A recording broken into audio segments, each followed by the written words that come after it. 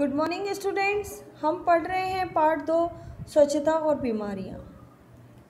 कल मैंने आपको इसके बारे में थोड़ा सा पढ़ाया था, थोड़ी सी हमने चर्चा करी थी। स्वस्थ रहने के लिए स्वच्छ परिवेश की आवश्यकता होती है। हमारे आसपास में स्वच्छता के नियमों का पालन करेंगे तो हमारे आसपास में कोई बीमारी नहीं आएगी। और बीमारी किन कारणों से आती है इसके बारे में आज हम चर्चा करेंगे कि दैनिक कार्यों के लिए जो जल का प्रयोग हम करते हैं, जब पानी का प्रयोग करते हैं नहाने के लिए, धोने के लिए, सफाई करने के लिए, जो पानी काम में लेते हैं, और जब वो पानी गंदा व्यर्थ पानी जो बचता है उसको हम क्या करते हैं, घर से बाहर निकालते हैं। और घर से बाहर कैसे? नालियों के द्वारा घर से बाहर उसको निकालते हैं।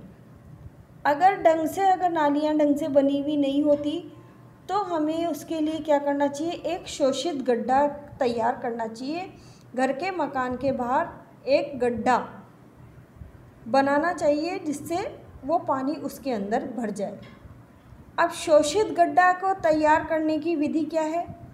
शोषित गड्ढा बनाने के लिए नल, कुएं, मकान दीवार से कम 5 मीटर की दूरी रखनी चाहिए, यानी अपने मकान से 5 मीटर की दूरी पर हो, और 1 मीटर गहरा, यानी अपन जब खोदते हैं तो वो 1 मीटर गहरा और 1 मीटर चौड़ा खोदकर उसकी तली में, आपने देखा होगा मज़दूर काम करते हैं जब गड्ढा खोदते हैं, कई मज़दूरों को आपने सीवर लाइन बनाते हुए देखा होगा, जो अपन नॉर्मल वे में क्या बोलते हैं, सीवर लाइन। जिसमें गंदा पानी जाता है उसको क्या बोलते हैं, सीवर लाइन। तो आप उसको देखते हैं कि वो गड्ढा खोदते हैं, फिर उसके अंदर नीचे ईंटें बिछाते हैं, फिर कंक्रीट का लेप डालते हैं, तेल रेत वगैरह डाल के उसको तैयार किया जाता है, और फिर उसको ऊपर एक ढक्कन जो सीमेंट का बना हुआ होता है उससे ढक देते हैं। इस तरीके से शोषित गड्ढा तैयार किया जाता है कि वो पानी आगे उस गड्ढे में भरकर और आगे चला जाता है, या फिर वहीं पर वो मिट्टी उस पानी को सोख लेती है, और ढकने से हमें हमारे बीमारियां नहीं फैलती। अब आगे हम पढ़ रहे हैं, हमें चाहिए कि घर से निकले व्यर्थ पदार्थ आसपास सड़कों पर न डालें, इससे भी बीमारी फैलने का खतरा रहता है। गंदगी के ढेर में मक्खियाँ बैठती है और अपने पैरों के साथ चिपककर हमारे गंदगी के ढेर पर मक्खियाँ बैठती है, और जो अपने पैरों के साथ गंदगी चिपकाकर हमारे भोजन पर बैठती है और हानिकारक कीटाणु छोड़ देती है, जिससे आप और हम बीमार हो जाते हैं। और आस पड़ोस का वातावरण साफ रखना चाहिए ताकि व्यर्थ पदार्थ खुले स्थान पर नहीं डालें। तो इसका मतलब ये है कि हम जो हमारा घर का कूड़ा करकट है, जो हमारे घर में फालतू है, उसको हम कहीं पर भी नहीं डाल के हम कहाँ डालेंगे, उसको सीधा डस्टबिन में। आपने देखा होगा कि कई बच्चे खाना अगर झूठा रह गया तो उसको फेंक देते हैं, या सब्जी के छिलके वगैरह सब बाहर रोड पे, मम्मी ने कहा कि बेटा कचरा डाल के आओ, तो कचरा बाहर रोड पे फेंक देते हैं। नहीं, तो जो ये व्यर्थ का कचरा जो हमारे घर से बाहर निकलता है उसको हमें रोड पे नहीं फेंकना चाहिए, उसको हमें हमारे जो घर में डस्टबिन बने हुए होते हैं उसके अंदर डालें, और उन डस्टबिन का मुंह ढका हुआ होना चाहिए, जिससे हम कहीं पे भी फेंक देंगे तो उससे क्या होगा कि हमारे आसपास का वातावरण गंदा हो जाएगा और हमारी बीमारियां फैलेंगी। और जब गंदगी होगी तो उस गंदगी में क्या करेंगे, हमारी जो मक्खियाँ होती हैं वो उसके ऊपर बैठती है, फिर वो अपने पैरों पर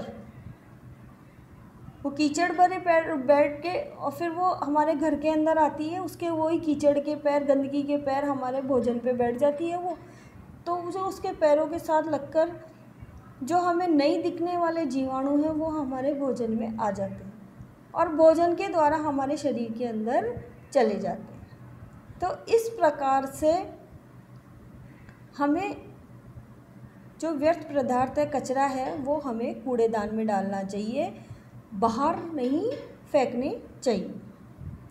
शरीर से निकलने वाले व्यर्थ पदार्थ, मलमूत्र आदि का भी त्याग उचित स्थान पर ही करना चाहिए। जैसे कि मल त्याग करने के लिए आवासीय जगहों पर दूर से दूर जाना चाहिए या मल त्याग करने के बाद में उसे मिट्टी से ढक देना चाहिए। मल त्याग के लिए स्वच्छ शौचालयों का होना अति आवश्यक है। जैसे आपने बच्चों कई लोगों को देखा होगा कि जो गांव में जाते हैं तो वो एक लोटा पानी का लेके और बड़े दूर शौच के लिए जाते हैं, तो उससे वातावरण दूषित होता है, वो हमें नहीं करना चाहिए। और अगर मजबूरी है, वहाँ पर शौचालय नहीं है, तो फिर उसे मिट्टी से ढक के आना चाहिए। नहीं तो हमें शौचालय के अंदर ही शौच करना चाहिए और ये अति आवश्यक है। अब बच्चों, मैं आपको इसके अलावा आगे जल की स्वच्छता के बारे में मैं लेक्चर नंबर 7 में आपको पढ़ाऊँगी। हमने आज यहाँ तक पढ़ लिया, अब कल मैं आपको इसके बारे में पढ़ाऊँगी। अब हम इसकी एक्सरसाइज करेंगे। सबसे पहले है उचित विकल्प पर सही का निशान लगाइए। इसकी एक्सरसाइज है उचित विकल्प पर सही का निशान लगाइए।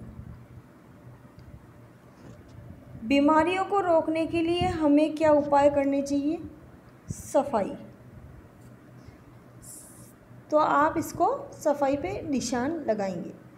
शोषित गड्ढा होना चाहिए कुएं के पास, किचन के पास या कुएं और दीवार से दूर, तो आप इसके ऊपर निशान लगाएंगे। भोजन को हम स्वच्छ रख सकते हैं ढककर, खुला रखकर या पानी डालकर। हमेशा भोजन को ढककर हम स्वच्छ रख सकते हैं, इसके ऊपर निशान लगाएंगे। ये सब आप अपनी बुक में करेंगे और फिर मुझे सेंड करेंगे। कॉपी में मैं आपको करने के लिए बाद में बोलूँगी, अभी आप ये अपने बुक में करेंगे। और फिर इसके आगे का जो हमें ये पार्ट है, हम इसको आगे पढ़ेंगे लेक्चर 7 में। Thank you students.